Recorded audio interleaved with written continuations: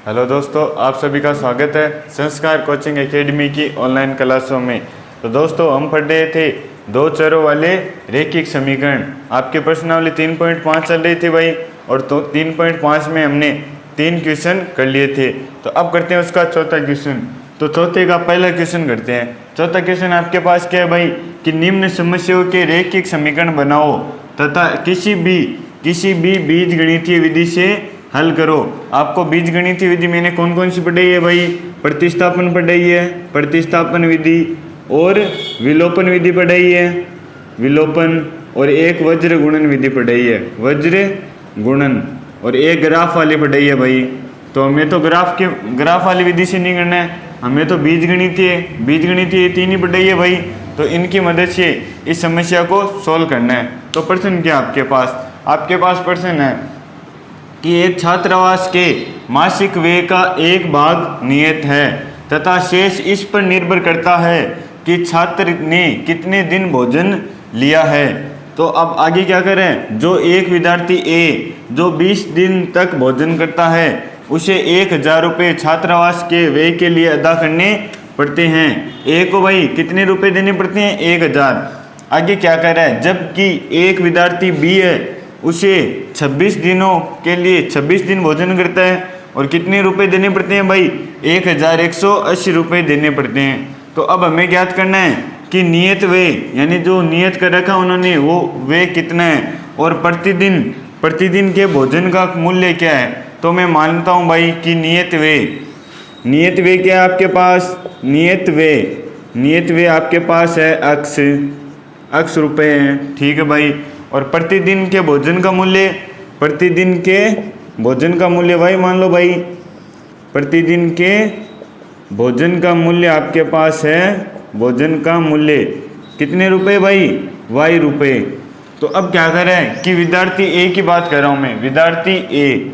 तो विद्यार्थी ए का नियत मूल्य तो भाई फिक्स है, नियत मूल्य अक्स तो फिक्स है, तो अक्स तो उसे अदा करना पड़ेगा, अक्स रुपये। और वो कितने दिन?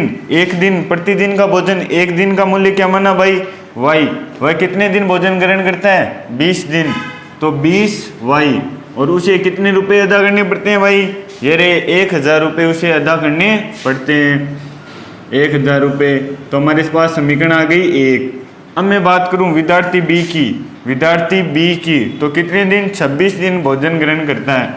तो विद्यार्थी बी की बात कर रहा हूं मैं, विद्यार्थी बी, और इसका नियत मूल्य तो फिक्स है भाई, जो आपने एक्स माना है वो तो लगेगा छात्रावास का, प्लस भोजन कितने दिन ग्रहण कर रहा है भाई? 26 दिन, तो 26 वाई। एक दिन का हमने कितना माना भाई मूल्य? वाई। तो 26 दिन ग्रहण कर रहा है तो वाई, और टोटल कितने रुपए अदा कर रहा है वो? 1180। तो 1180 रुपये वो अदा कर रहा है। समीकरण संख्या 2। अब आप समीकरण 1 और 2 को कौन सी भी विधि से हल कर सकते हो। तो मैं विलोपन विधि से हल कर रहा हूँ। क्या कर रहा हूँ भाई? विलोपन विधि से हल कर रहा हूँ। तो विलोपन विधि में क्या बताया था? ये देखो, अक्स का गुणांक सेम है भाई, तो समीकरण 2 से समीकरण 1 घटा दूं तो अक्स का विलोप हो जाएगा, आपके पास अक्स का पद हट जाएगा। तो मैं क्या कर रहा हूँ भाई? समीकरण 2 माइनस समीकरण 1। समीकरण 2 ये रही, अक्स प्लस 26y बराबर 1180, समीकरण 1। और समीकरण 2 क्या आपके पास? अक्स प्लस 20y बराबर 1000, ये है समीकरण 2। समीकरण 1 को समीकरण 2 से घटाना है भाई, तो हमें क्या करना है? चिन्ह चेंज करना है। तो अक्स से अक्स कट गया भाई, और 26 से 20 गया, कितना बचा आपके पास? 6y, और 1080 में से 1000 गया तो 180। अब भाई भाग दे दो, यहाँ पर 6 गुणा में उस साइड जाते भाग में, तो 180 भाग 6, और 6 का भाग दिया तो y बराबर क्या आ गया आपके पास? 30 आ गया। अब y का मान आप समीकरण 1 में भी लगा सकते हो, समीकरण 2 में भी लगा सकते हो। तो y का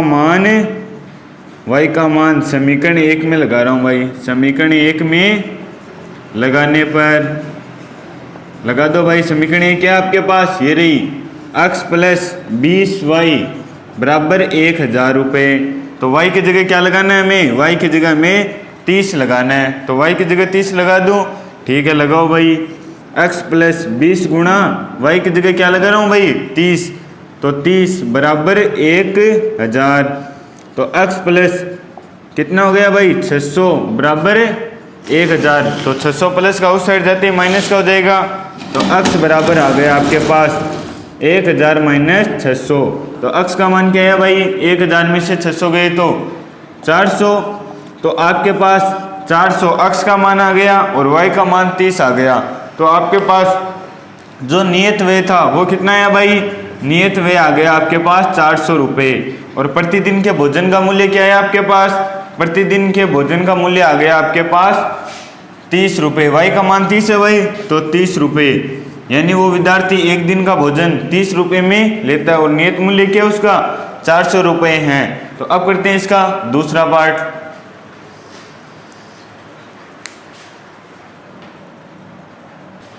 तो इसका दूसरा पार्ट क्या भाई, दूसरा पार्ट आपके पास है कि एक भिन्न 1/3 हो जाती है जब उसके अंश से 1 घटाया जाता है, यानी अंश से 1 घटा दें तो भिन्न 1/3 हो जाती है भाई। और क्या करें कि और वह 1/4 हो जाती है जब हर में 8 जोड़ दिया जाता है, यानी हर में 8 जोड़ दूं तो भिन्न क्या हो जाएगी भाई 1/4 हो जाएगी। तो वह भिन्न ज्ञात करो, हमें क्या ज्ञात करना है, भिन्न ज्ञात करना है। तो भाई भिन्न क्या होती है आपके पास, भिन्न अंश बटा हर होती है भाई, अंश बटा हर यही होती है भिन्न। तो हमें भिन्न ज्ञात करने के लिए अंश और हर का कुछ मान पता होना चाहिए। तो मैं मान लेता हूँ भाई अंश क्या आपके पास x है और हर क्या आपके पास y है, ठीक है भाई। और आपकी भिन्न x बटा y के रूप में रहती है, तो x बटा y। अब आगे क्या करें कि एक भिन्न 1/3 हो जाती है जब उसके अंश से 1 घटाया जाता है। अंश भाई यही है, 1 घटा दूं तो भिन्न क्या हो जाएगी आपकी भिन्न 1/3 हो जाएगी। कोई दिक्कत भाई, क्या करें कि अंश से 1 घटा दो तो भिन्न क्या हो जाएगी 1/3। तो मैंने अंश से 1 घटा दिया तो भाई भिन्न क्या हो गई 1/3 हो गई, समीकरण संख्या 1। अब आगे क्या करें, और वह 1/4 हो जाती है जब हर में 8 जोड़ दिया जाता है, यानी हर में क्या जोड़ दो भाई 8 जोड़ दो तो भिन्न क्या हो जाएगी आपकी 1/4। तो भिन्न x बटा y होती है भाई, भिन्न अंश बटा हर x बटा y, और हर में क्या करना है भाई 8 जोड़ना है। तो भाई ये अंश और ये हर, तो हर में 8 जोड़ दिया तो भिन्न क्या हो गई आपकी, भिन्न हो गई 1/4। ये लो भाई 1/4, समीकरण 1 और समीकरण 2 आ गई। अब समीकरण 1 को थोड़ा व्यवस्थित लिख लो भाई, समीकरण 2 को भी व्यवस्थित लिख लो। तो समीकरण 1 में, समीकरण 1 क्या आपके पास x माइनस 1 बट्टा y बराबर 1/3, x माइनस 1 बट्टा y बराबर 1/3। भाई वज्र गुणन कर रहा हूँ तो 3 को x माइनस 1 से गुणा किया और y को 1 से गुणा किया, कोई दिक्कत नहीं है, अंदर गुणा करो भाई। तो 3x माइनस 3 बराबर y, और y आपका प्लस में इस साइड आते ही क्या होगा भाई माइनस में हो जाएगा। तो 3x माइनस y माइनस 3 बराबर 0। ये आ गई आपके पास समीकरण 1। अब समीकरण 2 की बात कर रहा हूँ तो भाई समीकरण 2 को भी व्यवस्थित कर लो। तो x बट्टा, अब समीकरण 2 क्या आपके पास x बट्टा y प्लस 8 बराबर 1/4। वज्र गुणन करो भाई, x को 4 से गुणा किया तो 4x बराबर y प्लस 8 को 1 से गुणा कर दो भाई, तो y प्लस 8, ये प्लस में इस साइड आते ही दोनों क्या हो जाएंगे माइनस के। तो 4x माइनस y प्लस का 8 इस साइड आते ही माइनस 8 हो गया बराबर 0। ये आ गई आपके पास समीकरण 2। अब समीकरण 1 और समीकरण 2 को हल करना है और हमें किसका मान निकालना है, अंश और हर का मान निकालना है। तो समीकरण 1 और समीकरण 2, समीकरण 1 क्या है भाई 3x माइनस वाई माइनस 3 बराबर 0, ये समीकरण 1 3x माइनस वाई माइनस 3 बराबर 0। और समीकरण 2 क्या है 4x माइनस वाई माइनस 8, यानी 4x माइनस वाई माइनस 8 बराबर 0। समीकरण 1 समीकरण 2। अब पीछे क्वेश्चन किया था उसमें प्रतिस्थापन, उसमें विलोपन विधि लगाई थी, अब मैं वज्र गुणन विधि लगा रहा हूँ। आपको जो आपके क्वेश्चन है उसमें आपको मैं अलग अलग विधि करके बताऊंगा। जो विधि आपको अच्छी लग रही है वो आप सवालों में अप्लाई कर सकते हो। तो अब क्या कर रहा हूँ भाई, अब मैं वज्र गुणन कर रहा हूँ। आप कोई सी भी विधि लगा सकते हो इसमें। अगला कह रहा है कि किसी भी बीज गणितीय विधि से हल करो, तो मैं वज्र गुणन विधि लगा रहा हूँ, वज्र गुणन विधि। और वज्र गुणन विधि में क्या बताया था कि x बराबर y बराबर बट्टा का चिन्ह बराबर 1 बताया था, यही बताया था भाई। और नीचे क्या आएगा, x का गुणांक, भाई x का गुणांक रह जाएगा, x आ रहा है तो x के गुणांक को छोड़ दो। y का गुणांक क्या आपके पास माइनस माइनस एक, माइनस एक माइनस एक, कोई दिक्कत नहीं है भाई। आगे आपके पास अचर पद क्या है, -3 -8। अब ये वापस अचर पद वापस लिखने आपको, तो -3 -8। अब भाई y का गुणांक है तो y के गुणांक को छोड़ दो, तो आपके पास अचर पद लिख लिए। बचे क्या, x के गुणांक बचे तो 3 और 4, 3 और 4। आगे अचर पद को छोड़ना है भाई, और ये जो आप पीछे लिख रहे हो वही आपको आगे लिखना है, 3 और 4। अचर पद को छोड़ दो भाई, आपके पास 3 और 4 लिख दिया, y का गुणांक बच गया -1 -1, कोई दिक्कत नहीं है। अब आपको तिरछा गुणा करना और घटाना है, तो आपके पास x बट्टा 8 को -1 से 8 गुणा हुआ तो क्या बचा भाई, प्लस का 8 हो गया, और -3 -1 से गुणा हुआ तो प्लस का 3 हो गया भाई बराबर y, और 4 3 से गुणा हुआ तो 4 3 12, और चिन्ह माइनस का, और 8 को 3 से गुणा करो भाई 24, और चिन्ह किसका भाई, माइनस का चिन्ह, क्योंकि 8 आपका क्या है भाई, माइनस का है, बराबर 1। 3 को 1 से गुणा करो -3, और माइनस घटाना है भाई, 4 को 1 से गुणा किया तो -4, -1 है भाई। आगे सोल्व करो तो x बटा 8 में से 3 गए, कितने बचे भाई, 5, बराबर y -12, माइनस माइनस प्लस तो प्लस के 24, बराबर 1, -3 माइनस माइनस प्लस तो प्लस का 4। आगे x बट्टा 5 बराबर y, 24 में से 12 गए, 12 बचे भाई, और 4 में से 3 गए तो 1। अब आपको x का मान चाहिए तो इन दोनों पदों की तुलना कर दो भाई, तीनों एक दूसरे के बराबर है, तो x बट्टा 5 लगा रहा हूँ, 1 बट्टा 1, तो आपके पास x का मान क्या जाएगा भाई, ये 5 इस साइड गया तो x बराबर आ गया आपके पास 5।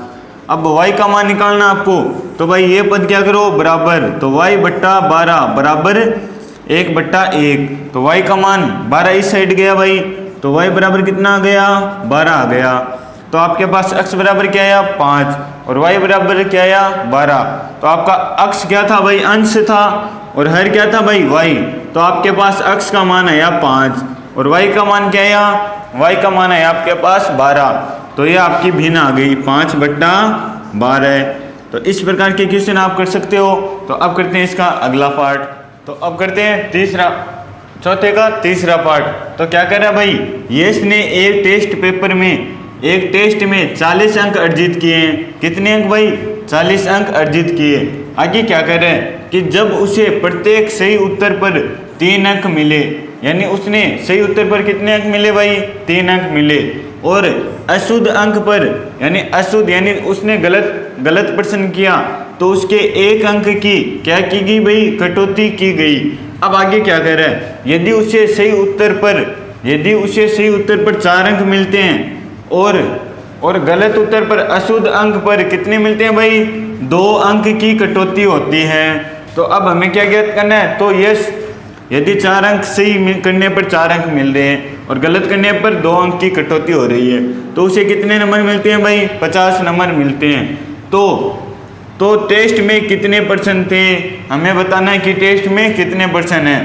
तो भाई हमारे पास ये 40 अंक अर्जित कर रहा है और 3 उसमें से सही उत्तर देने पर 3 अंक मिल रहे हैं और गलत उत्तर देने पर 1 अंक मिल रहा है। तो हम मान लेते हैं कि 3 अंक मिलते हैं सही उत्तर के लिए। मान लो सही उत्तर दिए उसने, सही उत्तर दिए, यानी जितने %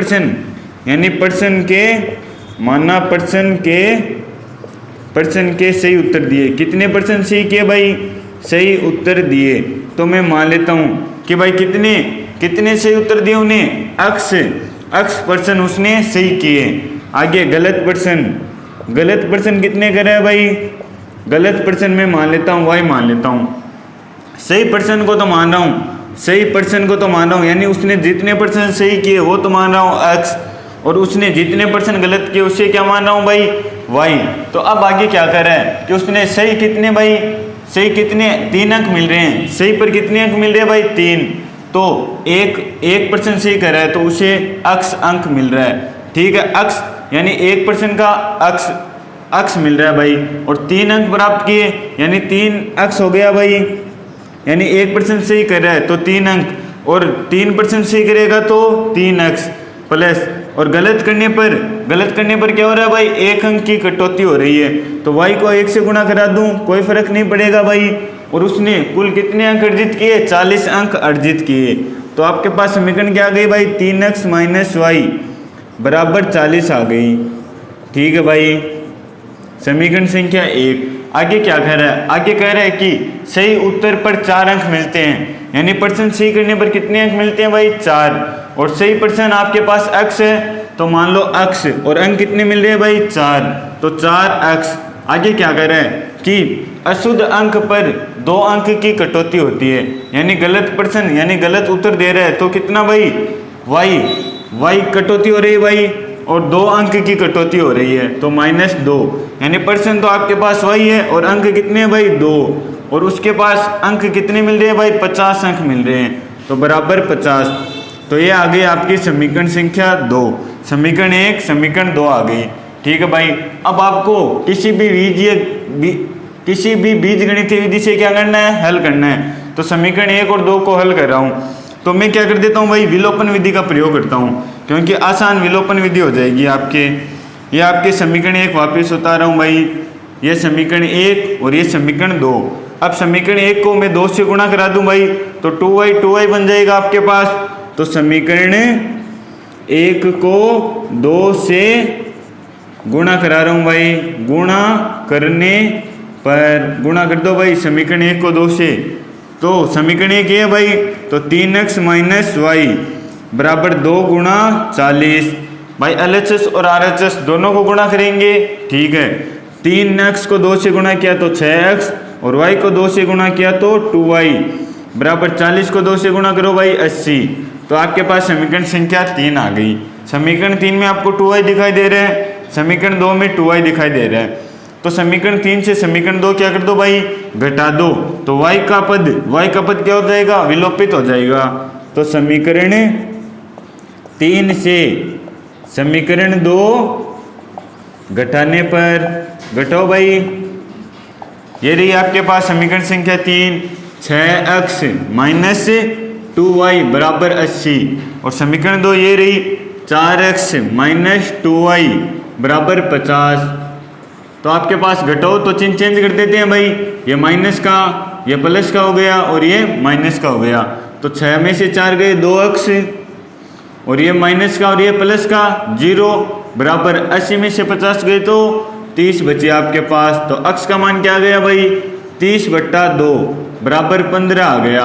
x का मान क्या है आपके पास 15। अब ये x का मान आया वो आप समीकरण 1 में भी लगा सकते हो, समीकरण 2 में भी लगा सकते हो।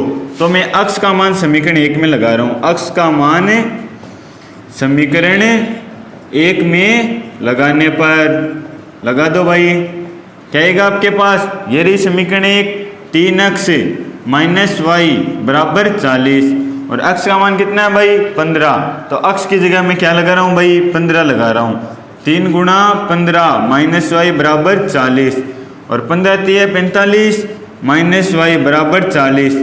45 प्लस का इस साइड जाते ही क्या होगा भाई माइनस का, तो माइनस वाई बराबर आ गया 40 माइनस 45। तो माइनस वाई क्या है आपके पास -5। 40 में से 45 में से 40 गए 5, और चिन्ह कट जाएगा भाई, तो y का मान क्या आ गया आपके पास 5 आ गया। यानी उसने कितने % के भाई गलत उत्तर दिए, उसने 5% के गलत उत्तर दिए, और सही कितने उत्तर दिए भाई, आपके पास सही उत्तर दिए उसने 15। तो आपके पास टोटल % कितने थे भाई, टोटल % टोटल आपके पास गलत और सही दोनों थे भाई, गलत पर्सन और सही पर्सन। तो अक्स का मान आपके पास कितना 15 प्लस वाई का मान कितना भाई 5, तो टोटल पर्सन कितने हो गए आपके पास 20 हो गए। तो ये आ गया आपका आंसर। तो इस प्रकार के क्वेश्चन आप कर सकते हो भाई। तो अब करते हैं अगला क्वेश्चन। तो चौथे का 5वां पार्ट क्या भाई, एक राजमार्ग पर दो स्थान ए और बी है, ठीक है भाई, ए और बी आपके पास, और उनकी दूरी क्या दे रखी है 100 किलोमीटर प्रति घंटा। यानी आपके पास ये राजमार्ग है भाई, ये राजमार्ग, यहाँ पर ए बिंदु है और यहाँ पर आपके पास बी बिंदु है, ठीक है, और इनकी दूरी कितनी दे रखी है भाई 100 किलोमीटर दे रखी है। अब आगे क्या कह रहा है, आगे कह रहा है कि आपके पास एक कार भाई ए बिंदु से चलना प्रारंभ करती है और दूसरी कार बी से एक ही समय में चलना प्रारंभ कर रही है। यदि ये कारें भिन्न भिन्न चालों से, यानी भिन्न भिन्न चालों से चल रही है भाई, इसकी चाल अलग और इसकी चाल अलग, ठीक है, भिन्न भिन्न चालों से एक ही दिशा में चलती है, यानी क्या करिए भाई एक ही दिशा में चल रही है, तो ये 5 घंटे बाद मिलती है, तथा विपरीत दिशा में, यानी विपरीत दिशा में जा रही है भाई, तो 1 घंटे बाद मिलती है। तो दोनों कारों की चाल ज्ञात करो। तो मैं मान लेता हूं कि माना कार ए की चाल, कार ए की चाल, क्या मानूंगा भाई चाल, अक्स मान लिया, और आपके पास दूरी किलोमीटर में है तो मात्र किलोमीटर प्रति घंटा, ठीक है भाई, और कार बी की चाल मान लो भाई, क्या मानोगे वाई किलोमीटर प्रति घंटा मान ली, कोई दिक्कत नहीं है, ठीक है। अब 5 घंटे पश्चात मिल रही है, क्या करिए भाई 5 घंटे पश्चात मिल रही है, यानी इसको भी 5 से गुणा करूंगा, इसको भी 5 से गुणा करूंगा, क्योंकि हमने प्रति घंटा 1 घंटे की चाल निकाल लिया भाई, तो 5 घंटे की चाल क्या हो जाएगी 5x, कार ए की हो जाएगी, और कार बी की भाई 5y हो जाएगी, और दूरी कितनी है, बीच की दूरी 100 है भाई, ये दूरी है 100, यानी इसकी स्पीड और इसकी स्पीड कितनी दूरी तय करेगी भाई 100 किलोमीटर की दूरी तय करेगी। तो ये आ गई आपके पास समीकरण 1, यानी x माइनस वाई क्या है आपके पास 20 आ गया, क्या है भाई 20 आ गया, क्योंकि सेम डायरेक्शन में थी भाई। अब आगे क्या कर रहा है, तथा विपरीत दिशा में चलती है, यदि ये क्या करी है भाई विपरीत दिशा में चल रही है तो 1 घंटे बाद मिलती है। तो विपरीत, ये देखो आपके पास राजमार्ग है भाई, ये रहा राजमार्ग, गोल है भाई तभी तो मिल रही है, विपरीत दिशा में चल रही है तो भी मिल रही है, ये विपरीत दिशा है भाई तो भी चल रही है, और सेम डायरेक्शन में चल रहे हैं तो भी मिल रही है। तो आपके पास ये बिंदु ए मान लो, ये बिंदु बी मान लो, तो आप क्या कर रहे हो भाई सेम डायरेक्शन में, यानी ये भी इस साइड और ये भी इस साइड, तो दोनों चाल होगी भाई जुड़ेगी, दोनों चाल क्या होगी आपके पास जुड़ेगी। और यदि विपरीत साइड की बात करूं, यदि विपरीत साइड की बात करूं यानी इस साइड, तो विपरीत दिशा में चलने पर 1 घंटे बाद मिलती हैं, तो क्या करेंगे भाई घटाएंगे, ठीक है।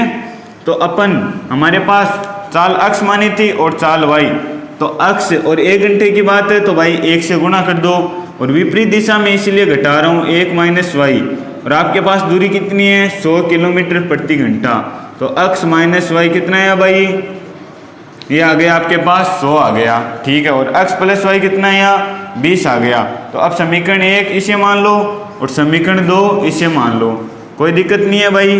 तो समीकरण 1 आपके पास क्या है x प्लस वाई बराबर 20, ये रही आपके पास समीकरण 1 x प्लस 20 बराबर x प्लस वाई बराबर 20, और समीकरण 2 क्या है आपके पास x माइनस वाई बराबर 100, ये समीकरण 2 है और ये समीकरण 1 है। अब आप इन दोनों को जोड़ दो भाई, तो y का पद हट जाएगा, तो समीकरण 1 और 2 को जोड़ने पर समीकरण 1 प्लस समीकरण 2, विलोपन विधि से कर रहा हूँ भाई, तो x प्लस वाई बराबर 20 और x माइनस वाई बराबर 100, और क्या सिखाया था विपरीत चिन्ह होने पर जोड़ देते हैं, तो भाई जोड़ो क्या आएगा आपके पास, ये कट गया, जोड़ में चिन्ह वही रहता है, ठीक है, तो ये कट गया, x कितना हो गया भाई 2x, और 100 और 20 120, तो x का मान कितना है भाई 120 बट्टा 2, तो x का मान आ गया 60। तो भाई x क्या थी, कार ए की चाल थी, और ए की चाल क्या है भाई 60 किलोमीटर प्रति घंटा आ गई, ठीक है। अब x का मान मैं समीकरण 1 में लगा दूं तो y का मान आ जाएगा, तो x का मान समीकरण 1 में लगाने पर, समीकरण 1 में लगाने पर लगा दो भाई, क्या आएगा आपके पास, ये रही समीकरण 1, x प्लस वाई बराबर 20 और आपके पास x का मान कितना है भाई 60, तो x का मान 60 प्लस 20 बराबर x प्लस वाई बराबर 20 और y का मान क्या आ गया भाई 20 माइनस 60, तो y का मान आ गया -40। और चाल कभी भी भाई नेगेटिव नहीं हो सकती, चाल कभी भी क्या नहीं हो सकती भाई, कभी भी ऋणात्मक नहीं हो सकती, ऋणात्मक नहीं हो सकती। तो y का मान क्या लेंगे भाई पॉजिटिव, तो y बराबर आ गया 40 किलोमीटर प्रति घंटा। ठीक है भाई, तो अक्ष गाड़ी एक ही चाल थी, तो क्या है आपके पास, ये आ गया आपके पास 60 किलोमीटर प्रति घंटा। और y क्या थी भाई b की चाल, ये कितनी आई 40 किलोमीटर प्रति घंटा। तो कार A 60 किलोमीटर से चल रही है और कार B 40 किलोमीटर प्रति घंटे की स्पीड से चल रही है।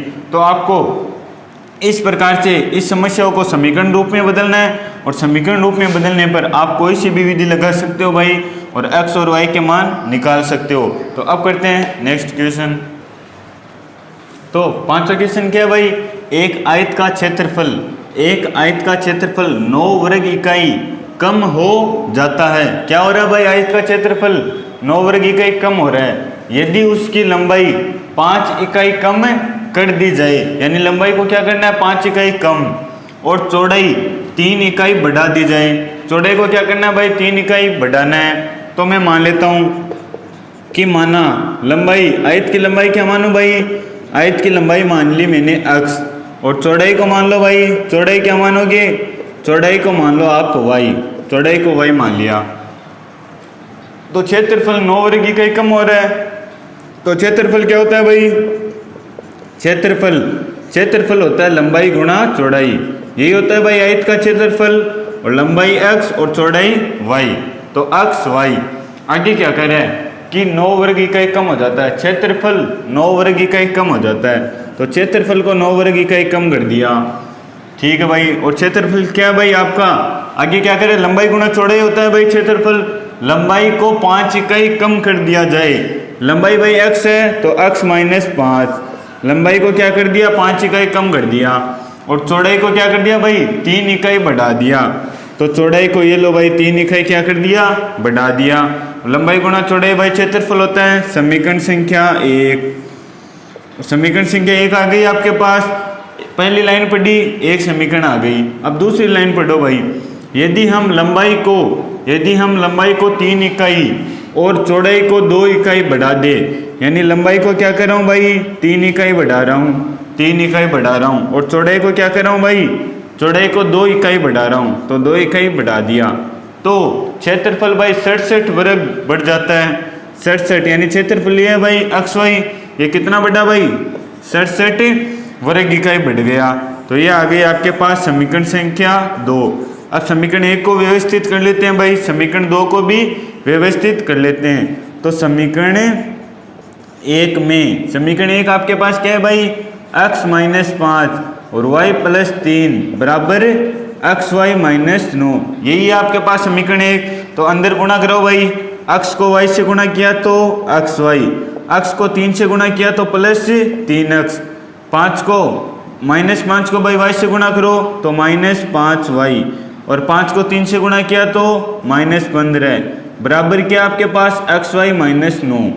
ये XY से XY कट जाएगा भाई, आपके पास क्या बचा, आपके पास 3x minus 5y, 3x minus 5y minus 15 और ये माइनस का 9 भाई इस साइड आते ही प्लस का 9 हो जाएगा, प्लस 9 बराबर 0। तो 3x माइनस 5y और 15 में से 9 गए तो कितने बचे भाई माइनस 6 बराबर 0। ये आ गई आपके पास समीकरण संख्या 1। अब समीकरण 2 को व्यवस्थित कर लो भाई, सही प्रकार से लिख लो। तो समीकरण 2 में, समीकरण 2 आपके पास क्या है भाई, ये रही x प्लस 3 और y प्लस 2 बराबर क्या आपके पास XY प्लस 67, यही है भाई। अंदर गुणा करो भाई, x को y से गुणा किया तो XY, x को 2 से गुणा किया तो 2x और 3 को y से गुणा किया तो 3y और 3 को 2 से गुणा किया तो 6 बराबर X Y plus 67। X Y से एक्स वाई कट गया भाई, आपके पास क्या बचा 2x प्लस 3y प्लस 6 और ये 67 प्लस का इस साइड आती है क्या होगा भाई माइनस का, तो माइनस 67। आगे 2x प्लस 3y माइनस 67 में से 6 घटाओ भाई, क्या बचा आपके पास माइनस का 61 बच गया, तो ये आ गई बराबर 0 चल रहा है भाई, तो ये आ गई आपके पास समीकरण 2। अब समीकरण 1 और 2 को क्या करना है भाई, आपको कोई सी भी विधि लगानी है और इनको हल करना है। तो 3x माइनस 5y माइनस 6 बराबर 0, ये आपके पास समीकरण 1 और 2x प्लस 3y माइनस 61 बराबर 0 समीकरण 2। तो मैं अब इनको वज्र गुणन से हल कर रहा हूँ भाई, क्या कर रहा हूँ वज्र गुणन से हल कर रहा हूँ, वज्र गुणन विधि लगा रहा हूँ। तो वज्र गुणन विधि क्या थी भाई, x y और 1 यही थी भाई, और नीचे क्या लिखते हैं बट्टे में, आप x की बात कर रहे हो तो x के गुणांक को हटा दो, क्या बचा -5 3, y का गुणांक -5 और 3, और अचर पद आपके पास कितने हैं भाई -6 और 61। अब आपको ये -6 और -61 वापस लिखने हैं भाई, -6 और -61। अब y के गुणांक की बात हो रही है तो y का गुणांक घटाना है, -6 -61 लिख दिया, क्या बचा भाई x का गुणांक बच गया 3 और 2, तो ये लो भाई 3 और 2। अब अचर पद की बात हो रही है तो भाई वापस यही पद लिखने हैं, जो पीछे आ रहे हैं वही आगे लिखना है। तो अब अचर पद की बात हो रही है तो अचर पद को हटा दो भाई, 3 और 2 लिख दिया आपने x का गुणांक। अब y का गुणांक लिखो भाई -5 और 3, -5 और 3। अब क्या करेंगे भाई, अब क्रॉस गुणा करेंगे, क्रॉस गुणा करना है भाई, और क्या करना है घटाना है आपको। तो x भाई 5 को 61 से गुणा किया तो क्या है आपके पास, ये आ गया आपके पास 305, और चिन्ह किसका भाई प्लस का, माइनस माइनस प्लस हो गए 305। अब घटाना है भाई, और 6 को 3 से गुणा किया तो कितना है यहाँ 18 आ गया आपके पास, और चिन्ह माइनस का क्योंकि 6 माइनस का है, बराबर y बटा 6 को 2 से गुणा करो भाई -12, और घटाना है भाई, और 61 को 3 से गुणा किया तो आपके पास क्या आ गया, यह आ गया आपके पास 183, और -183 आएगा भाई क्योंकि 61 माइनस का है, बराबर 1 बटा 3 को 3 से गुणा किया तो 9, माइनस 5 को 2 से गुणा किया तो भाई 10, और -10 आएगा, माइनस का 5 है, ठीक है। तो अब आगे सोल्व करो भाई, तो x बट्टा 305 माइनस माइनस प्लस हो गए तो प्लस 18 बराबर y बट्टा -12 माइनस माइनस प्लस 183 बराबर 1 बट्टा 9, और माइनस माइनस प्लस, तो ये कितने हो गए भाई 9 प्लस 10 हो गए। आगे सोल्व करो भाई, तो 5 में 18 जोड़ो आपके पास कितना आएगा, ये आ गया 323 आ गया आपके पास, 323 आ गया भाई y बट्टा।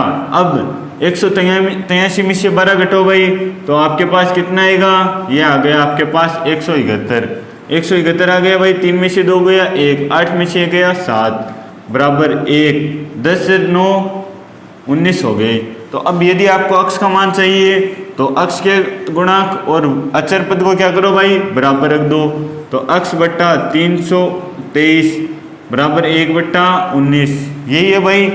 अब क्या करो वज्र गुणा, तो 19x बराबर 323, और x बराबर क्या है भाई 323 बट्टा 19, और 19 का भाग दो भाई, एक बार गया, शेषफल कितना बचा आपके पास, शेषफल बच गया आपके पास 13 बच गया क्या, 9 12 में से 9 गए तो 3, और 2 में से 1 गए तो 1, 133।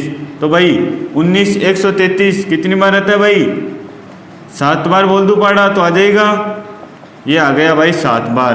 तो आपके पास क्या आया, लंबाई आ गई, x का मान कितना है भाई 17 आ गया, 17 आ गया लंबाई का मान। तो भाई आयत की लंबाई कितना है 17 है। और आगे यदि y का मान चाहिए तो क्या करोगे भाई, y का मान चाहिए तो इन दोनों को बराबर रखोगे, ठीक है, इन दोनों को बराबर रख रहा हूँ मैं। तो आपके पास y बट्टा 171 बराबर 1 बट्टा 19, भाई वज्र गुणा करो, 19y हो गया बराबर 171, तो y बराबर भाग दे दो भाई 171 में 19 का, कितनी बार जाएगा 9 बार गया भाई। तो ये आ गया आपके पास y का मान, और ये आ गया आपके पास x का मान।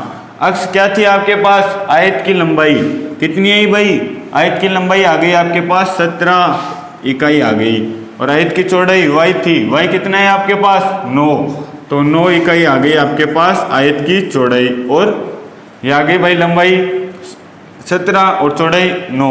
तो इस प्रकार के क्वेश्चन आप आसानी से कर सकते हो दोस्तों। तो अब ये आपकी 3.5 इसी सवाल के साथ खत्म होती है। तो मिलते हैं अगले वीडियो में, तब तक आप हमारे चैनल को ज़्यादा से ज़्यादा शेयर करो, और यदि आपको वीडियो पसंद आई तो लाइक करना दोस्तों, और वीडियो को पूरा देखने के लिए धन्यवाद।